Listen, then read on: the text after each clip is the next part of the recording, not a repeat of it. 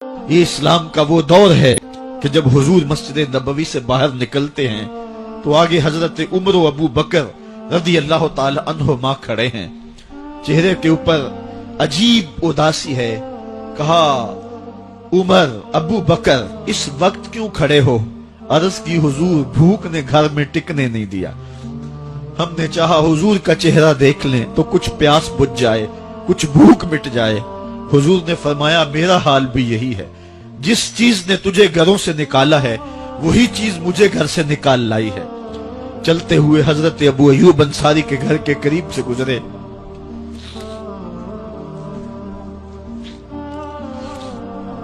حضور کی خوشبو پا کے وہ باہر آ گئے۔ عرض کی بندہ نواز آج میرے مہمان نہیں بنتے؟ حضور نے کہا تمہاری مرضی۔ گھر لے گئے، چٹائی بچھائی، حضور کو بٹھایا، گھر والوں کو بکری کا بچہ ذبح کر کے دیا، کہا جلدی جلدی کھانا تیار کرو، میرے آقا کو بھوک لگی ہوگی۔ یہ کہہ کے واپس آئے، حضور کے پاس بیٹھے، نظر چہرے پہ پڑی تو گھبرا گئے۔ نکاحت کے آثار اتنے واضح تھے کہ سمجھ آ رہی تھی کتنے دنوں سے حضور نے کچھ نہیں کھایا۔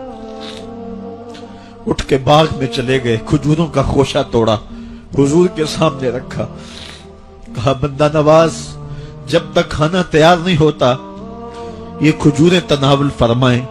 تھوڑی دیر کے بعد کھانا دسترخوان پہ لگ گیا، حضور سے عرض کی گئی حضور آئیں کھانا تناول کر لیں۔ دسترخوان پر تشریف فرما ہو کر کے حضور نے ایک روٹی لی اور چند بوٹیاں اٹھائیں اور ایک خادم کو بلا کر کے کہا جاؤ ہمارے گھر دے آؤ، میری بیٹی فاطمہ کتنے دنوں سے بھوکی۔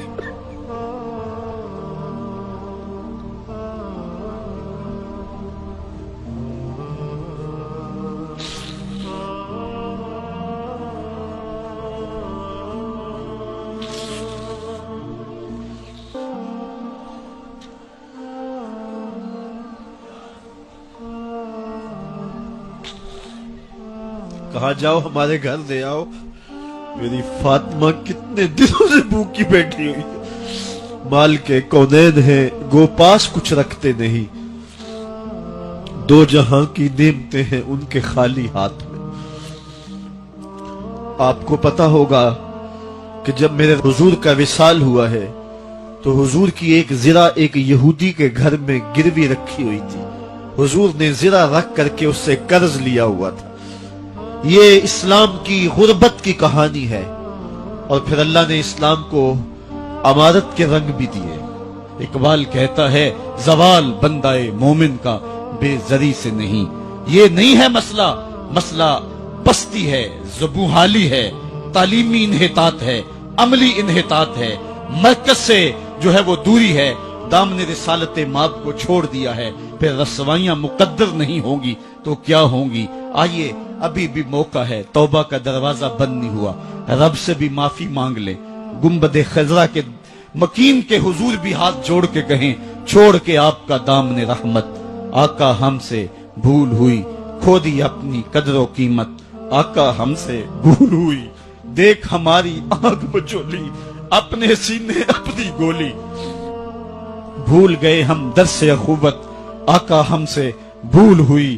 علامہ اقبال فرماتے ہیں آؤ اگر تم دوبارہ اسی عروج کو دیکھنا چاہتے ہو تو دامن مصطفیٰ کو تھام لو۔ سارا فلسفہ اقبال نے اپنے اس ایک شعر میں نچوڑا، کی محمد سے وفا تو نے تو ہم تیرے ہیں، یہ جہاں چیز ہے کیا لوح و قلم تیرے ہیں۔ پھر لوح بھی تیرے ہاتھ میں دے دیں گے، قلم بھی تیرے ہاتھ میں پکڑا دیں گے، تختی بھی تیرے پاس ہوگی، قلم بھی تیرے پاس ہوں گے۔ پھر تیری تقدیر کے فیصلے واشنگٹن میں نہیں ہوں گے، پھر خدا بندے سے خود پوچھے گا بتا تیری رضا کیا ہے۔ تو ہم نے ان راہوں کا مسافر بننا ہے۔ آئیو زندگی کا جمال اور زندگی کا حسن حاصل کرنے کے لیے حضور کی دہلیز پہ آ جائیں۔ بہت دور جا چکے ہیں، آقا کی رحمت اب بھی آوازیں دے رہی ہیں، میرے بھولے بھالے امتیوں واپس آ جاؤ، میں تمہیں سینے سے لگا کے تمہارے پچھلے سارے گناہ بخشوا دوں گا۔ اور رب کہہ رہے وَلَوْ أَنَّهُمْ إِذْ ظَلَمُوا أَنفُسَهُمْ جَاءُوكَ، ظلم کر بیٹھے ہو کوئی بات نہیں، میرے محبوب کی دہلیز پہ آ جاؤ، میرے نبی کے ہاتھ اٹھ کے میں تمہارے سارے گناہ ہی معاف فرما دوں۔ اللہ کو توبہ قبول کرنے والا اور رحیم پاؤ گے۔